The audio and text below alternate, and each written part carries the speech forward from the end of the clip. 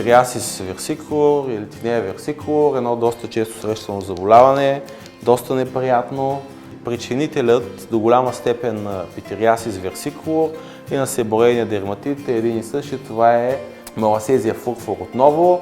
По принцип, маласезия фурфур е обитател на човешката кожа, който се среща и при здрави хора, но при определени условия. Тук също можем да говорим за генетични фактори, за имунологични фактори, за хормонални фактори, разбира се и фактори на средата. Е много характерно при имунодефицитните състояния, когато пациентът е болен от вируса на ХИВ.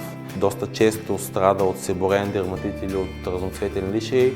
Дори някои дерматолози по този начин забелязват, че техните пациенти имат проблем с имунната система и по този начин са откривани пациенти с ХИВ. Цветовете на лишея, предполагам, повечето от вас сте ги виждали, варират от светли, като при хората с по-тъмна кожа те вече могат да са значително по-тъмни. Най-често областта на лицето, гърба, гърдите, също така гениталната форма, тя се среща по-често, но изключително тежка и изисква лечение.